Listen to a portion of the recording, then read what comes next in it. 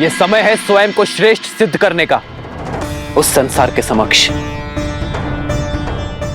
जो आपको हीन मानता है, मरकट कहता है।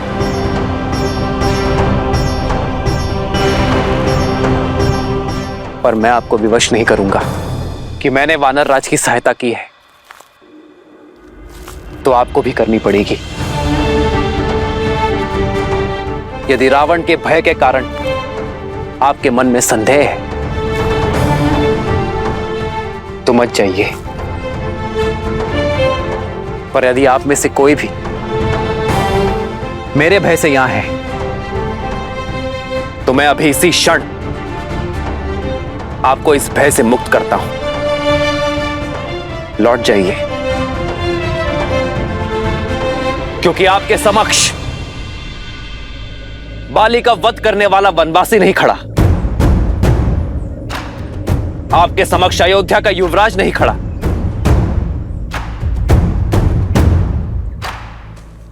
आपके समक्ष खड़ा है एक मित्र जो अधर्म का संहार करने हेतु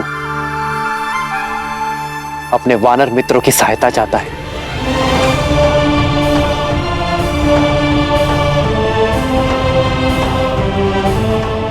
इस युद्ध में, इस प्रयाण में केवल वो आए जिसे अपने भय से लड़ना है, जो अपने भीतर के भय को मारना चाहता है।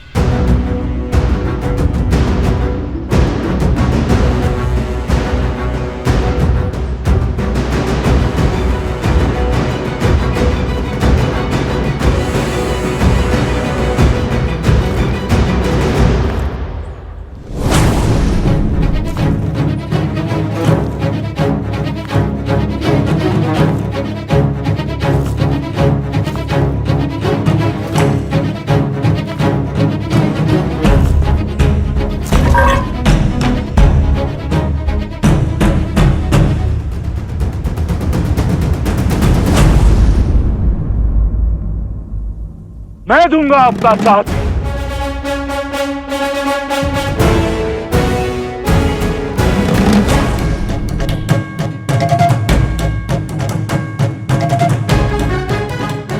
आपके धर्म और रीति ने मुझे उचित मार्ग दिखाया है। आपके पराक्रम की कथाओं ने हमें निडर बनाया है। वचन देता हूं श्री राम, यदि 1 माह के भीतर माता सीता को नहीं खोज पाया तो आपको कभी अपना मुख नहीं दिखाऊंगा।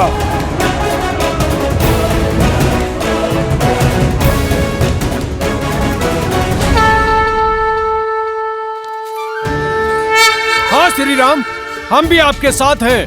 हम भी आपके साथ हैं प्रभु। हम आपके साथ हैं।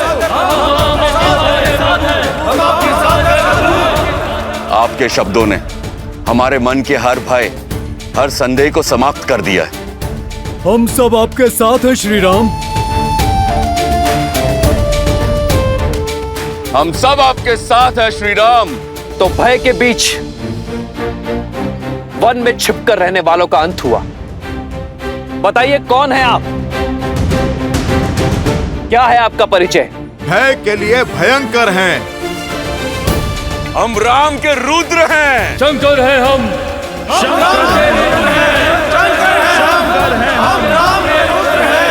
जय श्री राम। जय श्री राम। जय श्री राम। जय श्री राम।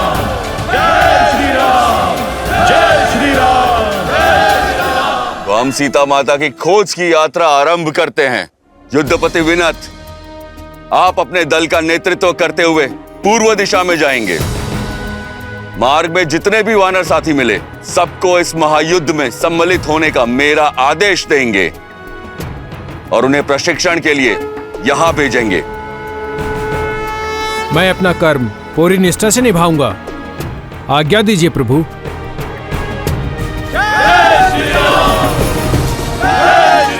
महाबली अचिस्मल और अजीरमल, आप दोनों भाई पश्चिम में जा रहे दल का नेतृत्व करेंगे।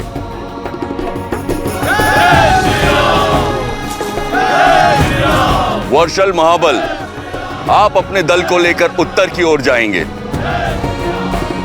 किंतु महाराज सुग्रीव, रावण देवी सीता का हरण कर उत्तर में नहीं ले गया होगा, क्योंकि अयोध्या उत्तर में ही तो है।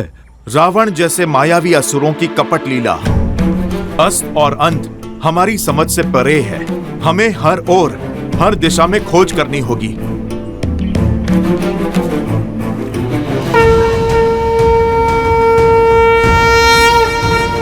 उठो वर्षलबल, जब तुम उत्तर दिशा की ओर जाओगे तो मेरे भाई भरत का समाचार अवश्य लेकर आना। कैसा है वो, कैसी है मेरी अयोध्या, मेरी 3 माताएं, ये मैं जानना चाहूंगा वर्षलबल। और हाँ, स्मरण रखना कि तुम्हारे आने की भरत या किसी भी अयोध्या वासी को भनक ना लगे, अन्यथा मेरा भरत और मेरी अयोध्या चिंतित हो उठेगी। जो आज्ञा प्रभु। जय श्री राम, जय श्री राम, जय श्री राम, जय श्री राम। श्री राम, हमने रावण को माता सीता का हरण कर दक्षिण की ओर जाते हुए देखा था, और लंका भी कहीं दक्षिण में ही है। इसलिए दक्षिण में खोज मेरा सबसे कुशल दल करेगा, जिसका नेतृत्व अंगद के कंधों पर होगा, और साथ होंगे जामवंत, नल, नील और महाबली हनुमान। श्री गुरु चरण सरोज रज, निज मन गुरु सुधारी, बरनउँ रघुबर बिमल जसु,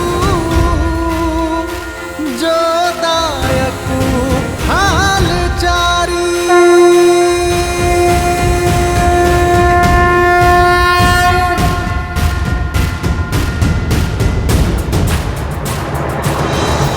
हनुमान, तुम्हारे स्पर्श मात्र से तुम्हारे निश्चय का आभास हो गया है मुझे। मुझे पूरा विश्वास है तुम पर कि तुम सीता को खोज मेरे संकट का मोचन करोगी।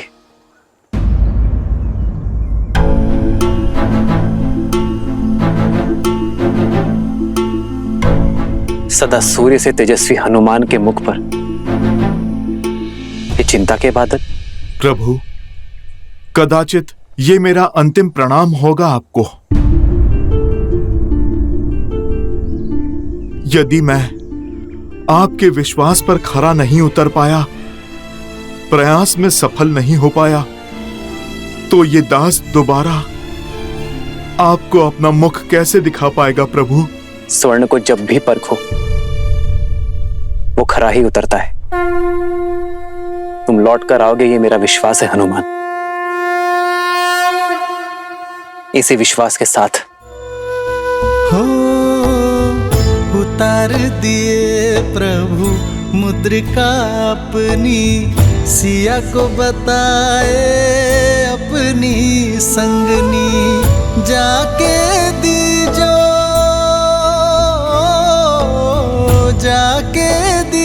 रघुवर की निशानी, जाके दीजो रघुवर की निशानी। राम सिया राम, सिया राम जय जय राम, राम सिया राम, सिया राम जय जय। ये मुद्रिका मैं तुम्हें सौंप रहा हूं हनुमान। सिया राम, सिया राम जय जय राम, जो मेरे लिए सीता का विश्वास है। राम सिया राम जय जय राम।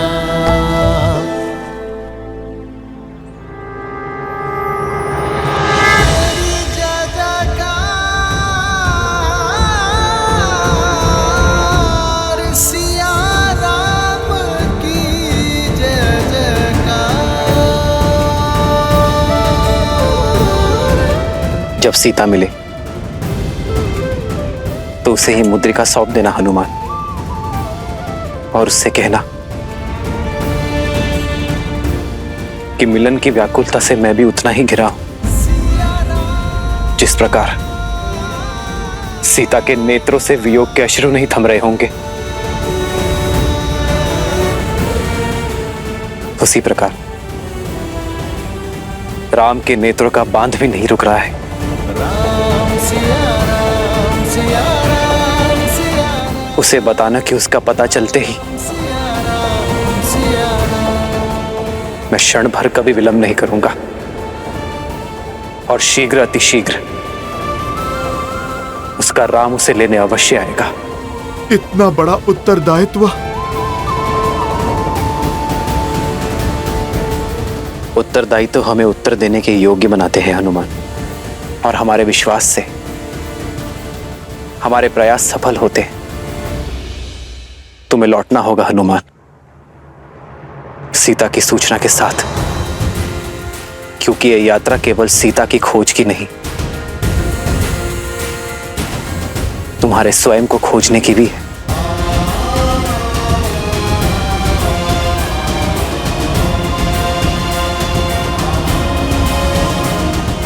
प्रभु, आप मुझे आशीर्वाद दें कि ये दास आपका कार्य सार्थक कर सके। प्रभु, तुम दास नहीं,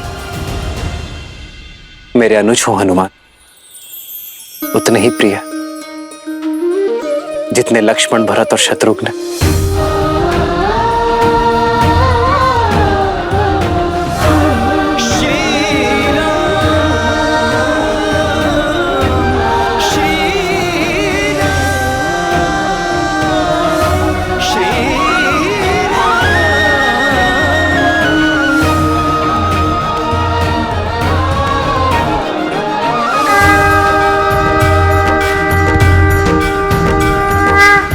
जय श्री राम। जय श्री राम, जय श्री राम, जय श्री राम, जय श्री राम, जय श्री राम। विषम और प्रतिकूल परिस्थितियों में भी धैर्य का हाथ थामे शांति, सतर्कता और सकारात्मकता के साथ आगे कैसे बढ़ा जाए, ये कोई मेरे प्रभु श्री राम से सीखे। किंतु अब तक तो उन्हें यह भी ज्ञात नहीं कि रावण देवी सीता को लेकर कहां गया है। क्या उनके ये प्रयास सफल हो पाएंगे महादेव? देवी, यदि मनुष्य किसी एक विचार को अपने जीवन का लक्ष्य, एकमात्र ध्येय बना ले, उसे संकल्प बनाकर अपने हृदय में बसा ले, तो कौन है जो उस मनुष्य को उसकी लक्ष्य पूर्ति से रोक सकता है? श्री राम भी वही कर रहे हैं। उनके जीवन का केवल एकमात्र ध्येय है देवी सीता को पुनः पाना। और जब मनुष्य का निर्णय दृढ़ हो जाता है तो नर नारायण हो जाता है। और ये तो कथा ही है प्रयास और विश्वास की।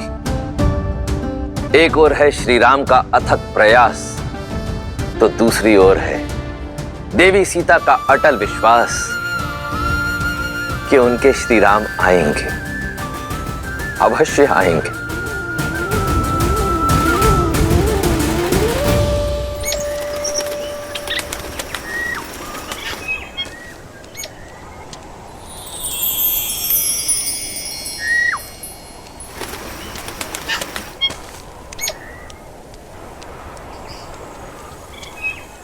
जितना सुंदर रूप उतनी ही मधुर ध्वनि।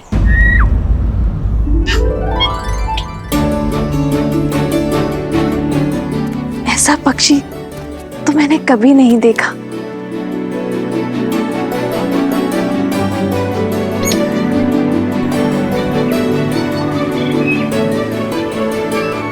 ये तो कोई प्रवासी पक्षी है, किंतु इसने लंका की सीमा में प्रवेश कैसे किया?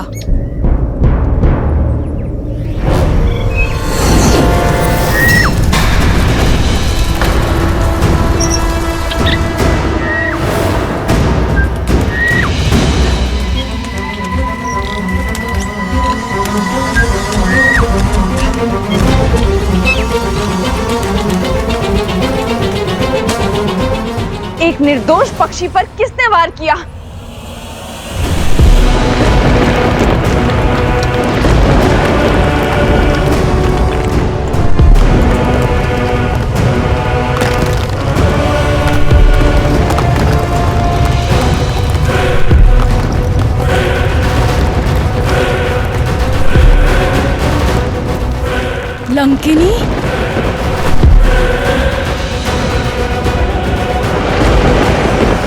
लंका की रक्षिका लंकिनी है ये। इसकी दृष्टि से बचकर एक तिनका भी लंका में प्रवेश नहीं कर सकता। मृत्यु का दूसरा नाम भय का पर्याय है लंकिनी।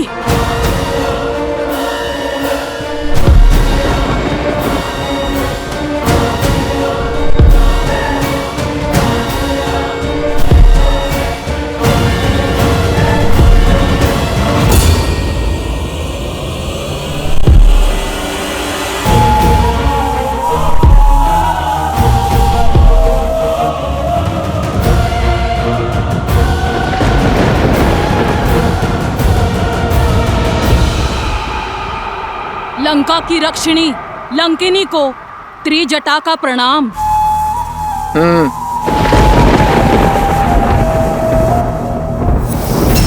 तुम सीता मेरे साथ चलो।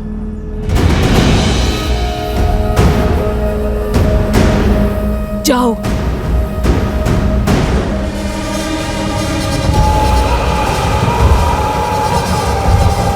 ध्यान रखना, मैं 2 बार नहीं बोलती। आज्ञा का पालन करो, अन्यथा ऐसे ले जाऊंगी जैसे मिट्टी से सूखी घास का तिनका उखाड़ा जाता है। समझी? अब चलो मेरे साथ।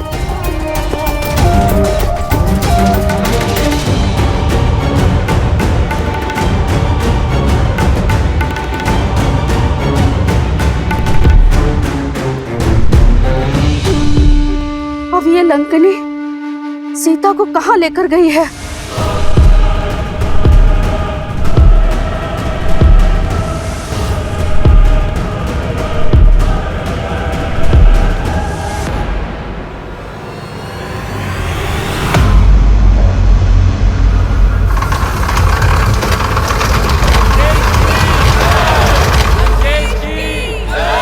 जाओ।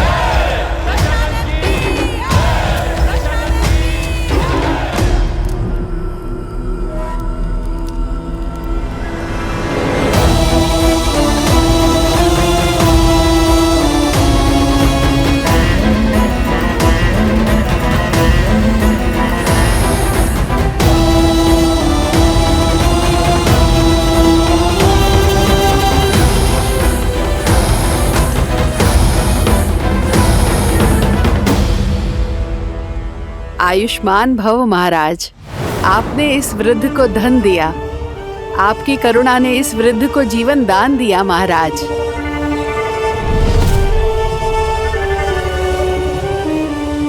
लंका की भांति ही आपका भविष्य भी स्वर्णमयी रहे।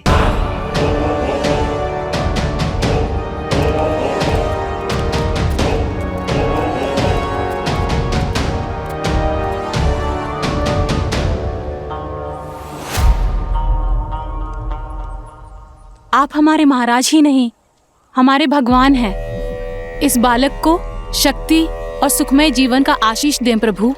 हमारे पुत्र के नामकरण करने की कृपा करें लंकेश।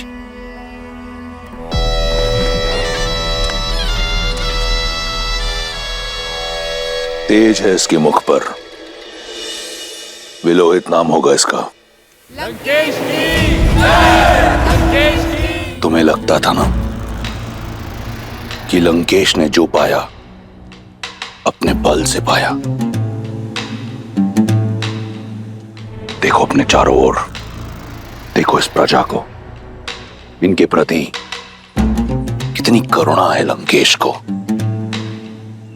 देखो लंकेश की प्रजा के मन में लंकेश के प्रति कितना सम्मान, कितना स्नेह, कितना आदर है। ये मुझे अपना महाराज नहीं अपना भगवान मानते हैं, क्योंकि मेरे आने से पहले इनके पास कुछ नहीं था, ना बल, ना भोजन, ना स्थल। आज इनके पास सब कुछ है। आज इनके पास रहने को घर है, ये स्वर्ण लंका है, बल है, शक्ति है, और सबसे बड़ी बात, इनके पास इनका सम्मान है। तुम्हारे राम की करुणा ने एक अहिल्या का उद्धार किया है, परंतु मेरी करुणा ने संपूर्ण राक्षस कुल का उद्धार किया है। करुणा उसे शोभा देती है जो शक्तिशाली हो, सक्षम हो। तुम्हारा निष्कासित राम, जिसकी स्वयं की दशा करुण है, जो अपने प्रजा के दायित्व से भाग हुआ, वहीं मैं रावण सदा अपनी प्रजा के लिए दृढ़ खड़ा रहा। देखो अपने चारों ओर, यहां ना दारिद्रता है और ना दुख। मेरी प्रजा मेरे लिए प्राण देने को तत्पर है। अब बताओ, क्या मैं करुणामयी रावण उस वनवासी राम से अधिक योग्य नहीं?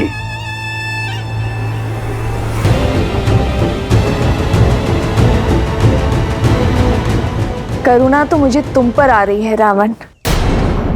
बल और ज्ञान का प्रकाश होते हुए भी अंधकार से घिरे हो तुम।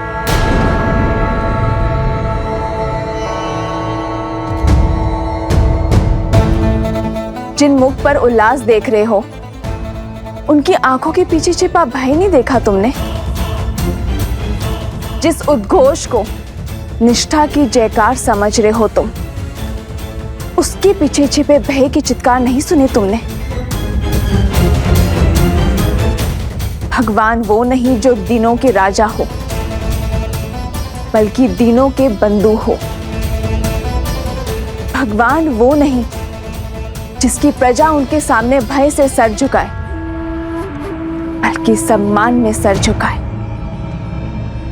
भगवान वो नहीं जो अपना दिया गिनवाते हो, बल्कि देते हैं बिना किसी अपेक्षा के। जो अपनी प्रजा में भय नहीं, बल्कि कुछ करने का उत्साह जगाते हैं। वो है मेरे श्री राम। रघुकुल की रीत निभाने के लिए राजधर्म त्याग कर रघुकुल की मर्यादा निभाई। हाँ रावण, मर्यादा। और तुम अपनी तुलना मेरे श्री राम से करने का दुस्साहस कर रहे हो। उस दिन तुम मुझे अपने भीतर का आधा राक्षस दिखा रहे थे ना? यदि तुमने अपने भीतर के आधे नर को जगाया होता, तो मेरे करुणामयी राम को समझे होते कि प्रजा का वास्तविक सुख क्या है। जिस दिन तुमने अपने भीतर के राक्षस को परास्त कर ज्ञानी ब्राह्मण को महत्व दोगे, उस दिन तुम समझोगे कि तुम्हारा चरित्र मेरे श्री राम के चरणों के धूल समान भी नहीं।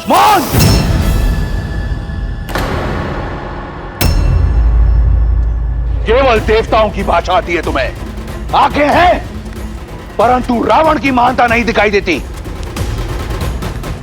वर्षा के पश्चात यह आखिरी अवसर दे रहा था तुम्हें, परंतु तुम इस लायक नहीं कि तुम लंका की महारानी बन सको।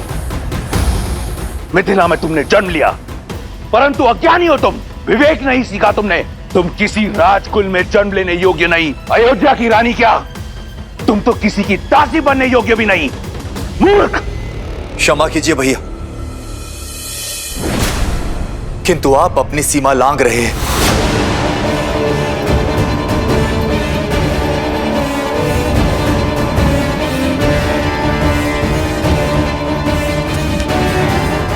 क्या कहा तुमने? मैं तो केवल ये कह रहा था कि वो एक स्त्री है, और स्त्री चाहे शत्रुकुल की ही क्यों ना हो, सम्मान की पात्र होती है।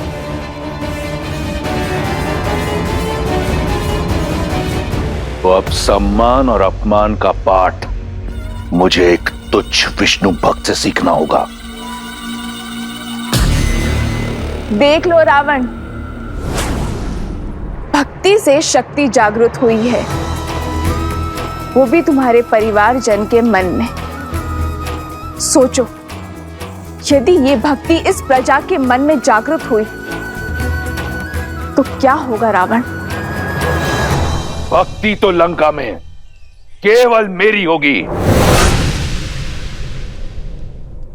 रावण राज में उचित वही, नीति वही, धर्म वही, जो रावण कहे, जो रावण करे। जो शीश रावण के विरुद्ध खड़ा होगा उसे राजद्रोही माना जाएगा, उसे मृत्यु का पात्र माना जाएगा।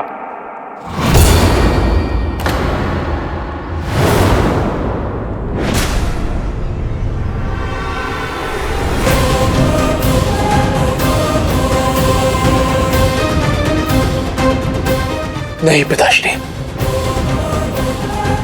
ये आपके अनुज है, परिवार है, इनके प्राण मत लीजिए।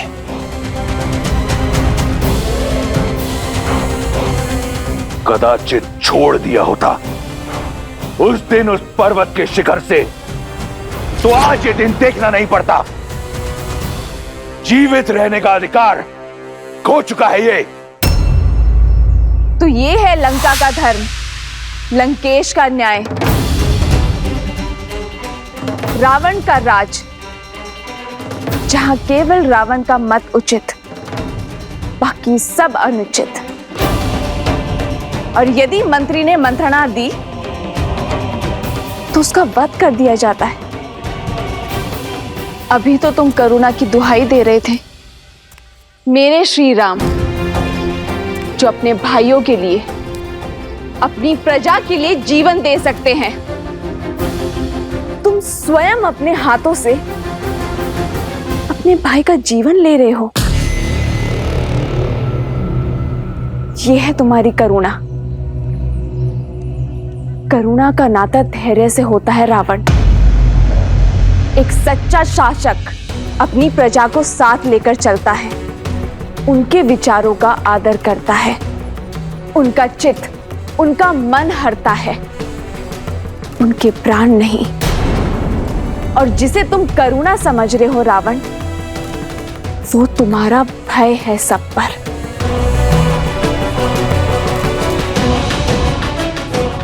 ये सर भय में झुके हैं, और जो सर भय में झुकते हैं वो विद्रोह में सबसे पहले उठते हैं। प्रमाण तुम्हारे सामने है।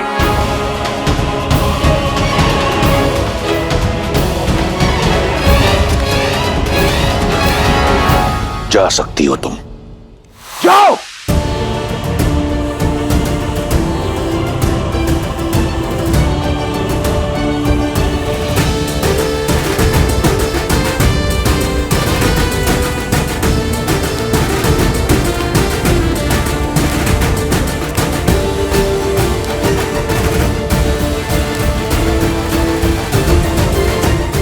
आज तो बच गए, परंतु स्मरण रहे, ये मेरी अंतिम चेतावनी है। अगली बार रावण का भाई होने का गौरव तुम्हारी रक्षा नहीं करेगा। बच तो मैं सच में आज गया भैया। मृत्यु के पास तो मैं तब था जब आपके पापों का मूर्ख दर्शक बना था। भटक गया था अपने धर्म की यात्रा से, आज पुनः लौटकर मार्ग पर आया। उचित कहा था देवी सीता ने,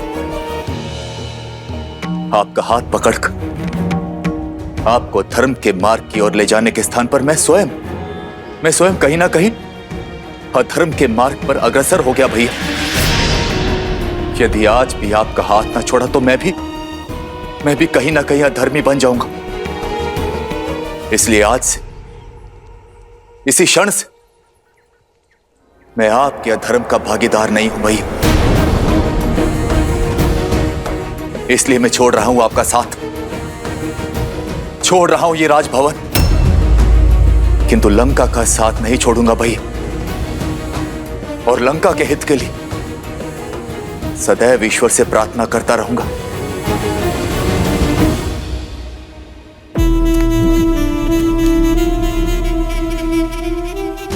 लंका और लंकेश को तुम्हारी प्रार्थना की आवश्यकता नहीं। मुझे ना तुम्हारे साथ की कभी आवश्यकता थी और ना होगी। रावण स्वयं ही पर्याप्त है। उसे अपने जीवन का उद्देश्य स्पष्ट रूप से दिख रहा है। तुम जाना चाहते हो तो जाओ, चले जाओ।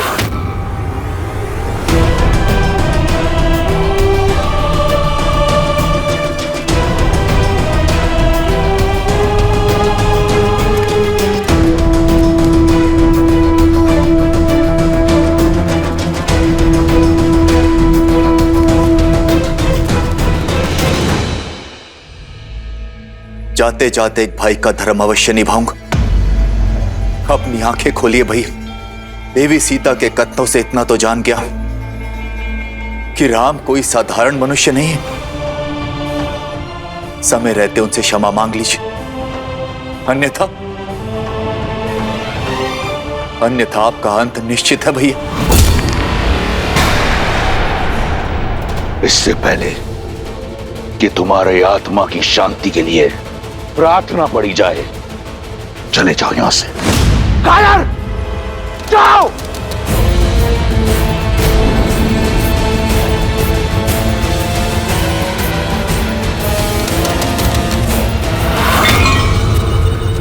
सत्य कहा था विभीषण ने।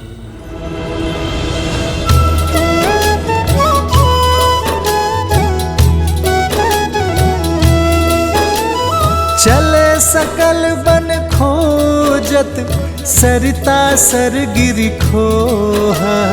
राम काज ललीन मन, बिसरा तन कर छोहा।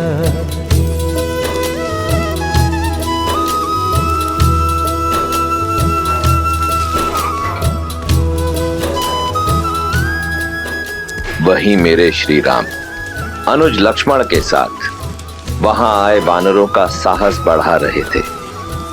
उन्हें होने वाले भीषण युद्ध के लिए सज्ज कर रहे थे। किष्किंधा की स्त्रियों की प्रेरणा का स्रोत बन रहे थे। उन्हें नेतृत्व का गुण सिखाकर सशक्त कर रहे थे। ज्ञान की लौ जला रहे थे। नारी अस्य समाजस्य कुशल वास्तुकारा अस्ति, अर्थात नारी समाज की आदर्श शिल्पकार होती है। कोई भी सभ्यता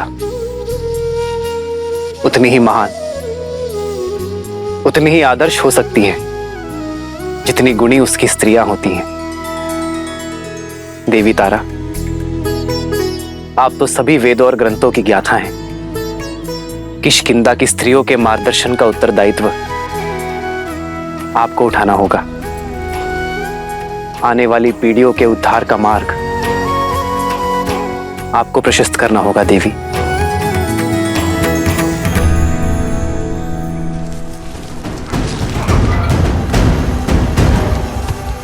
सब में आशा की किरण फूंकने वाले श्री राम के लिए आशा की किरण अभी दूर थी। देवी सीता की खोज में कई टुकड़ियां लौट रही थीं और लक्ष्मण की अधीरता बढ़ती जा रही थी। किसी दिशा में देवी सीता की कोई सूचना नहीं थी।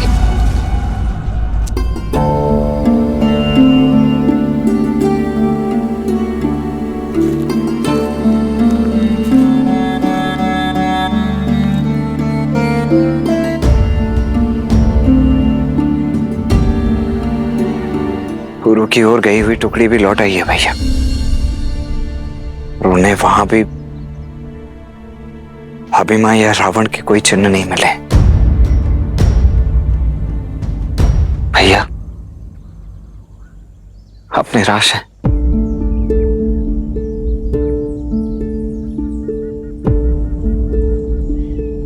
संध्या होने को है लक्ष्मण, दीपक जला दो। जो आ गया भैया।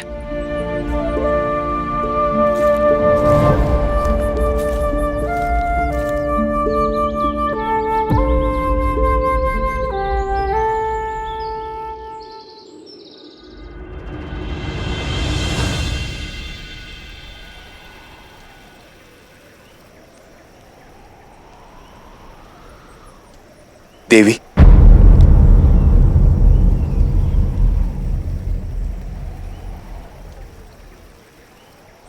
सबसे पहले तो मैं अपने भाई रावण के किए के लिए आपसे क्षमा प्रार्थी हूं। अहंकार ने उनकी बुद्धि हर ली है देवी। आपके मुख से श्री राम का वर्णन सुन अनुभूति हुई कि भक्ति के जिस मार्ग पर चलने का मेरा उद्देश्य था, मेरी इच्छा थी, उसका लक्ष्य केवल श्री राम है। देवी, मेरा मन सदा से नारायण की भक्ति में रमा रहा है और अब मेरा रोम रोम कह रहा है कि श्री राम ही नारायण है, जो जगत कल्याण के लिए मनुष्य रूप लेकर आए हैं। अहिल्या को तारने वाले, ताड़का को मोक्ष देने वाले सियापति श्री राम, और वो साधारण मनुष्य तो हो ही नहीं सकते।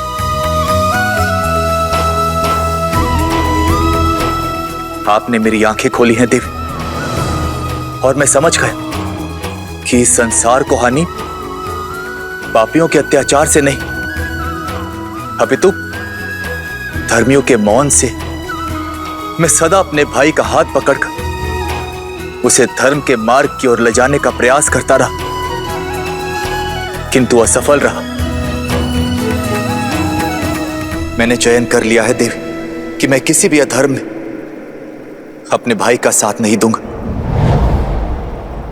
धर्म का साथ दूंगा, श्री राम का साथ दूंगा। मैं उन श्री राम की भक्ति करना चाहता हूं देवी, किंतु मन में एक संदेह है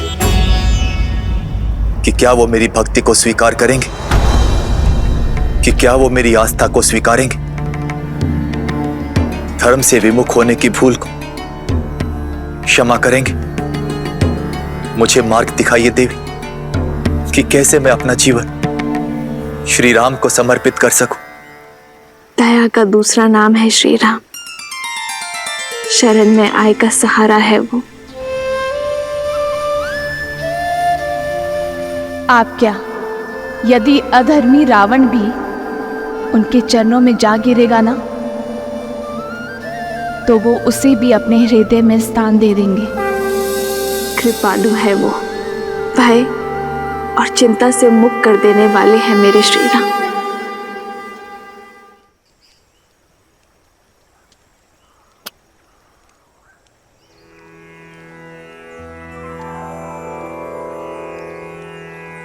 श्री रामचंद्र कृपालो भज मन हरण भव भय दारुणम् नव कंजलोचन कंज मुख कर कंज पद कंजारुणम्।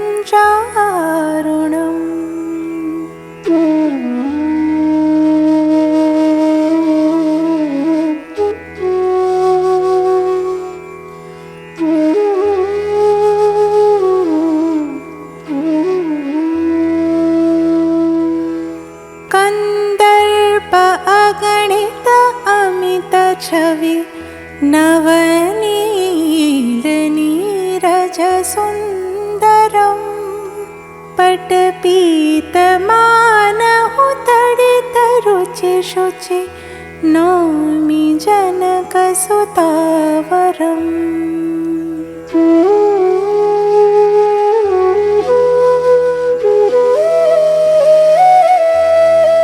भजु दीन बंधु दिनेश दानव दैत्यवंश निकंदनम रघुनंद आनंद कंद कौशल रामचन्द्र दशरथनन्दनम्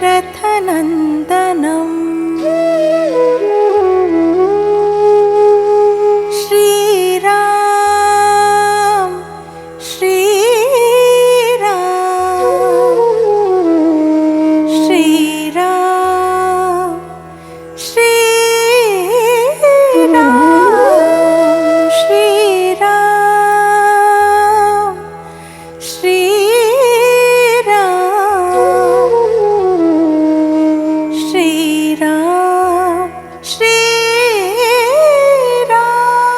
श्रीराम श्रीराम श्रीराम।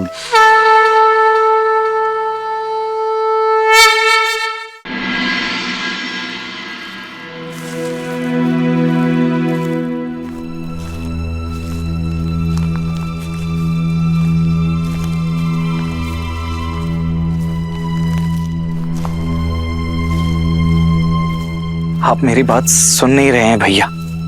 यदि हमें भाभी माँ को अवश्य मिलेगी लक्ष्मण। देखो संध्या हो गई है पर दीपक भी जल रहा है।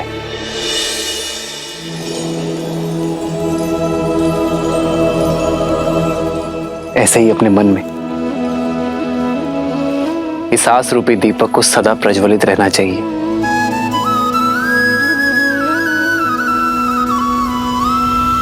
भली प्रकार सिया को समझाना, बताई प्रेम और बल चले आना।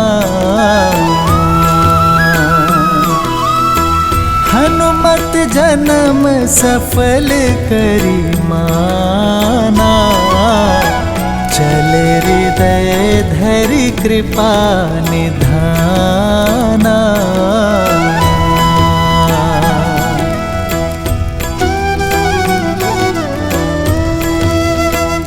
हमें अलग अलग टुकड़ियों में बंट जाना चाहिए। एक कार्य करते हैं, आप उस दिशा में देखिए और एक टुकड़ी उस ओर।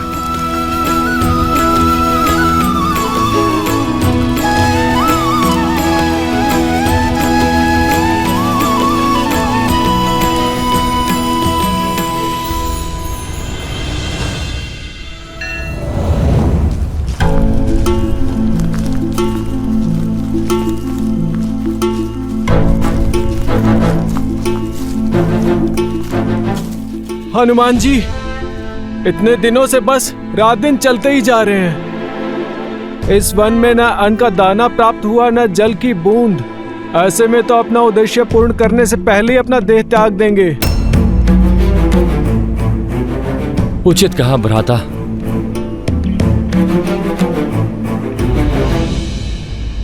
महाबली हनुमान, वो देखिए।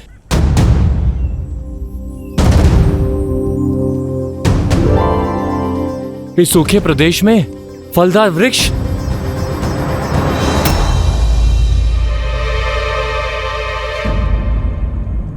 आज तो मैं पेट भर के खाऊंगा। चलो नील चलो। रुको। चारों ओर सूखे वृक्ष के बीच एक फलदार वृक्ष का होना संदेहदायक है। हमें सावधान रहना चाहिए।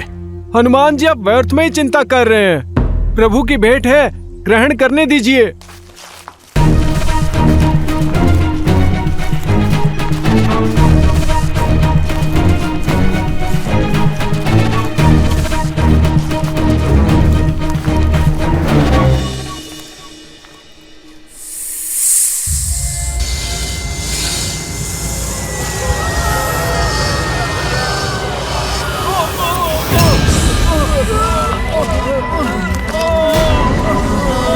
हनुमान जी बचाइए।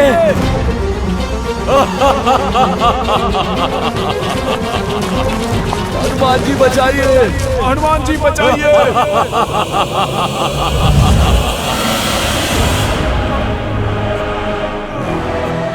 ये फलों का वृक्ष नहीं, जाल था ये, मेरा माया जाल। जिसमें तुम सारे फंस गए। ये तुम्हारे भोजन का स्थान नहीं, मेरे भोजन का स्रोत है। इस उजड़ वन में जो भी आहार की खोज करता है वो मेरा आहार बन जाता है। हनुमान काका, नेतृत्व मैं कर रहा हूं। अपने गुट की रक्षा का दायित्व मुझे उठाने की आज्ञा दीजिए।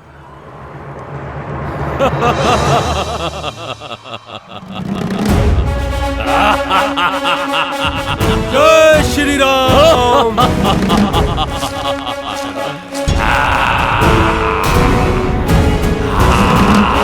जय श्री राम।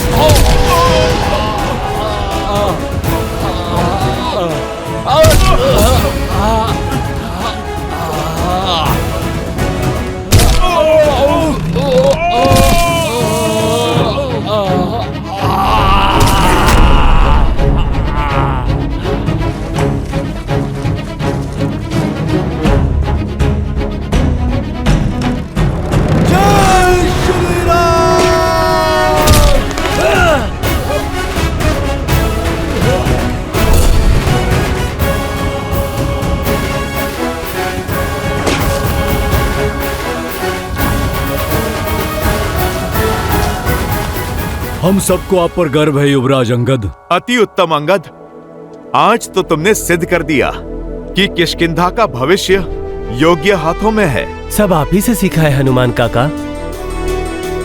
आपकी शिक्षा और दीक्षा की वजह से ही आज ये संकट टाल पाया हूँ। संकट अभी टला नहीं है। कुछ समय पूर्व हमारे साथ 30 वानर थे, किंतु अभी आधे ही शेष बचे हैं। जैसे जैसे समय बीत रहा है हमारे साथी पीछे छूटते जा रहे हैं, और ऐसा ही चलता रहा तो श्री राम को दिया वचन निभा नहीं पाएंगे हम। आप ही कोई मार्ग निकालिए हनुमान जी।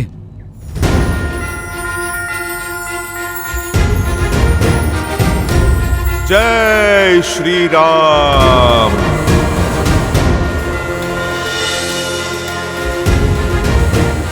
प्रभु की भक्ति ही हमें यहां तक लाई है, तो आगे का मार्ग भी हमें प्रभु की भक्ति ही दिखाएगी।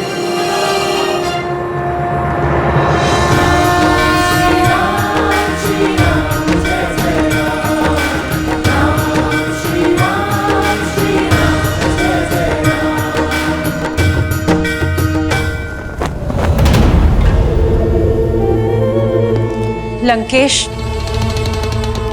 मैं विचलित हूं मंदोदरी। किसी भी प्रकार के ज्ञान या प्रवचन को सुनने को सज नहीं। विभीषण ने आपसे मुख मोड़ लिया है। जानते हैं क्यों?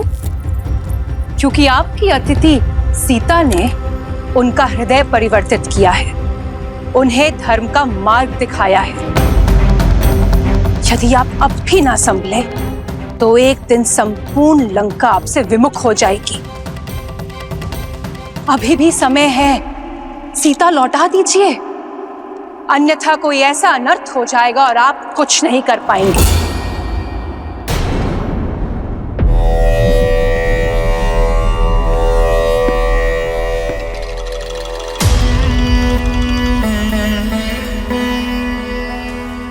समझता हूं तुम्हारी व्याकुलता,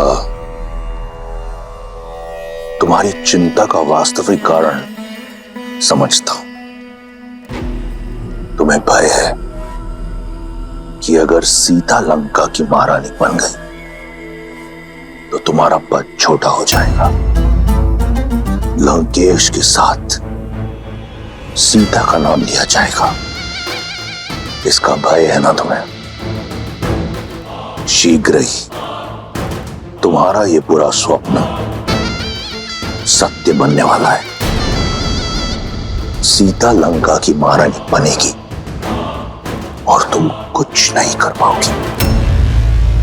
परंतु ये कोशिश अवश्य करना कि ये जो तुम्हारे भीतर चल रहा है, ये द्वंद, इसे विष बनकर अपने नेत्रों या बोली में बाहर मत उगलना।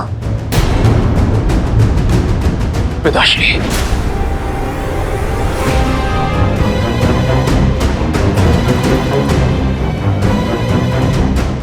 तो अब मेरे पुत्र को भी मुझ पर संदेह होने लगा।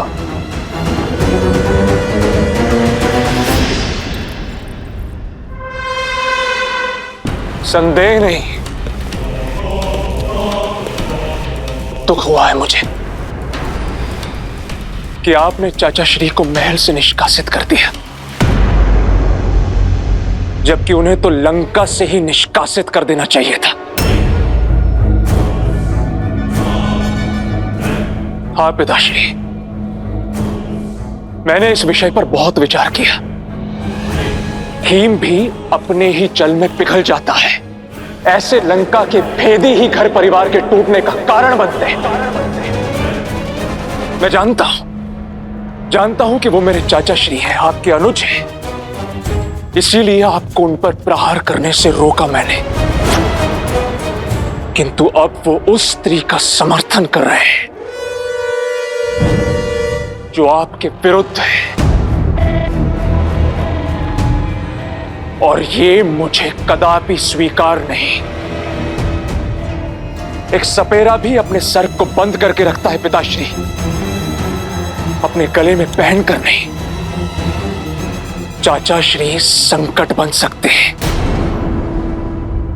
प्रसन्नता हुई ये जानकर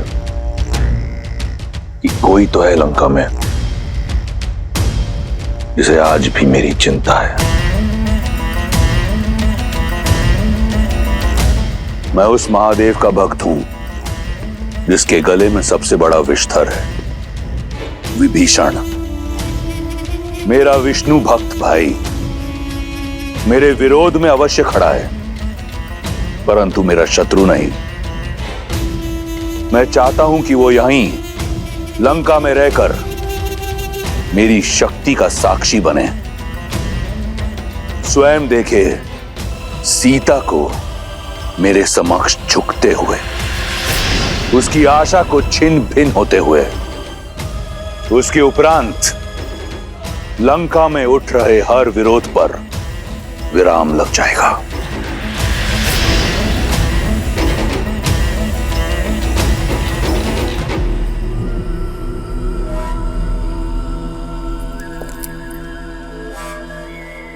आप वो देख लेते हैं पिताश्री,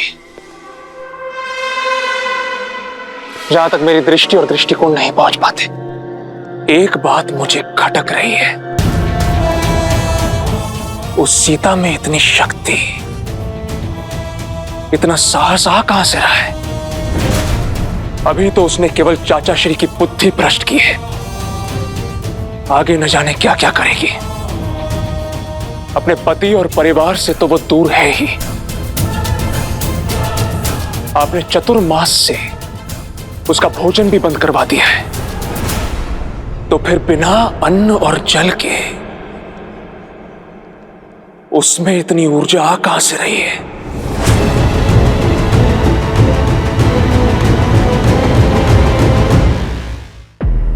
पिताश्री,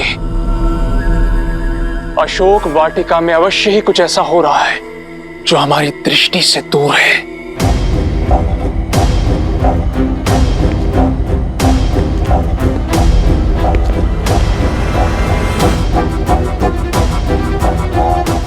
तुम्हारी दृष्टि उस ओर गई जिस ओर मैंने विचार नहीं किया था।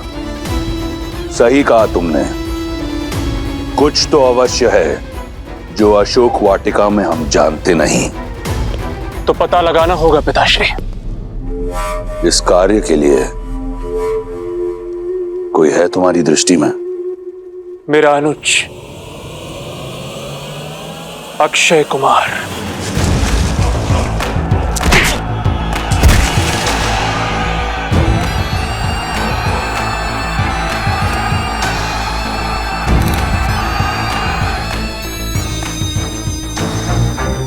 क्यों ना ये कार्य उसे सौंपा जाए? सही कहा तुमने, इस कार्य के लिए मेरा प्रिय अक्षय कुमार उचित रहेगा।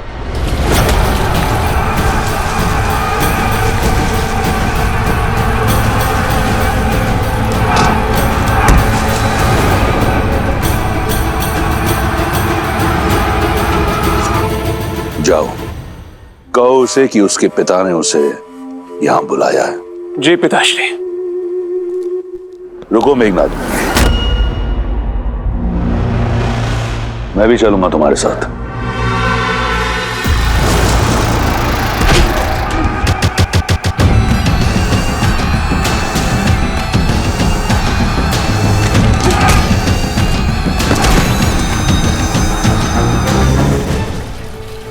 दांव लगाया जाए, कौन जीतेगा दल प्रमुख? दो भाइयों के बीच में युद्ध है, जीत में भी हार ही होगी। यही तो सबसे बड़ा आनंद है। मेरा मत है ये लंबा वाला योद्धा जीतेगा। इसका गठीला शरीर, लंबाई इसकी सहायता करेंगे।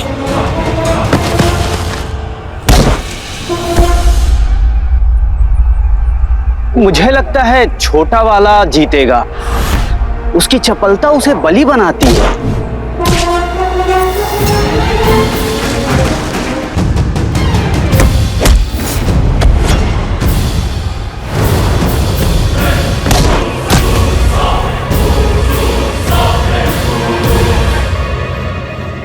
अद्भुत।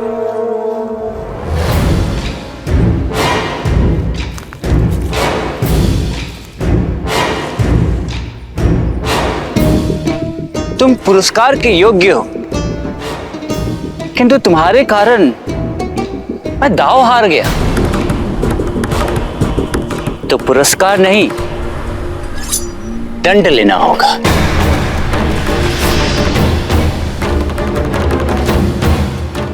अंत कर दो अपने भाई का।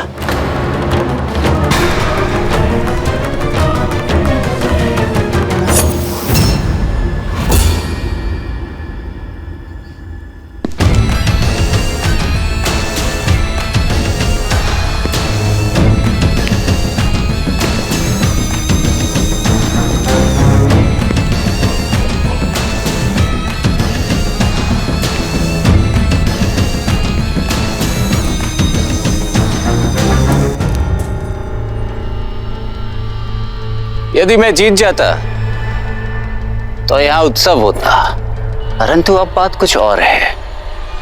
मार डालो अपने भाई को।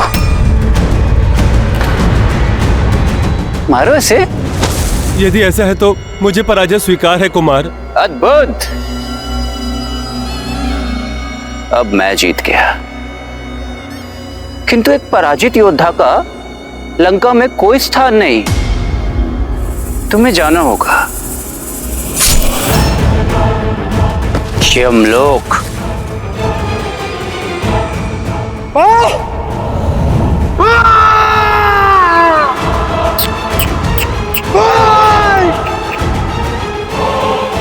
जीत कर भी पराजित हो गया। सावधान, लंकापति और युवराज पधार रहे हैं।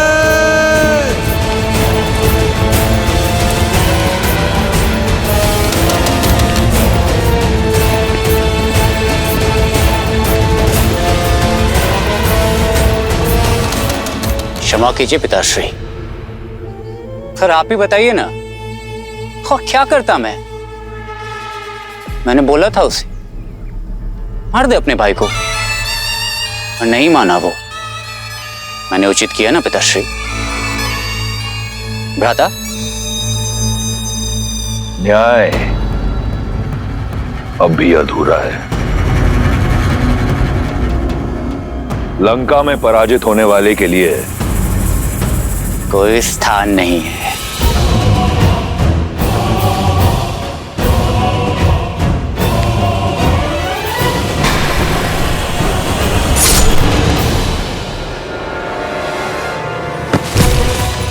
ये हुई ना लंकेश के पुत्र वाली बात।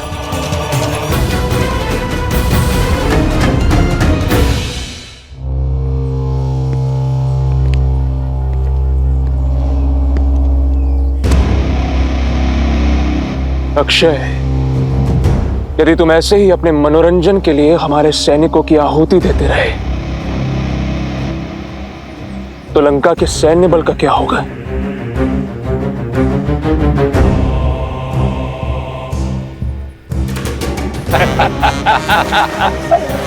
अक्षय, मेरे अनुज,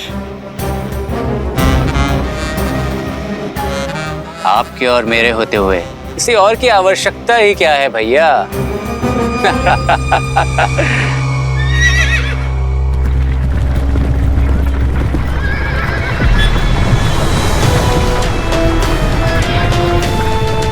ये क्या है?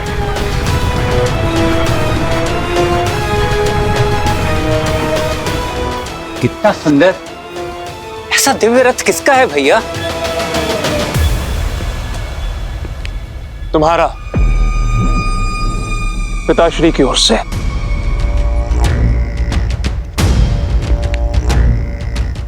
धन्यवाद पिताश्री। ऐसा रथ तो 10 लोकों में किसी के पास नहीं मिलेगा। पुष्पक की चाहती तुम्हें, ये उससे भी अधिक सुंदर है, किसी भी लोक में जा सकता है। लंका का एक और नियम है, निशुल्क कुछ नहीं मिलता यहाँ पे। इतना अद्भुत उपहार ऐसे ही नहीं देंगे। बताइए महाराज, क्या आदेश है? तुम्हारा लक्ष्य है सीता।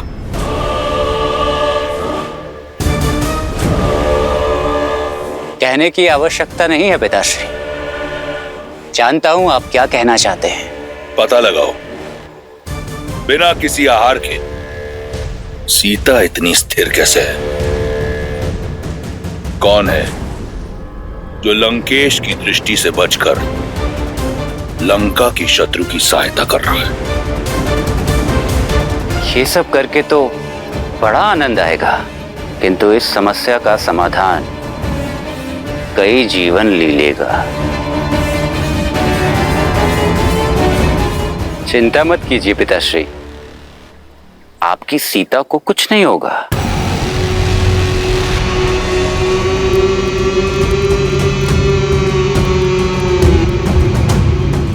धन्यवाद त्रिजटा।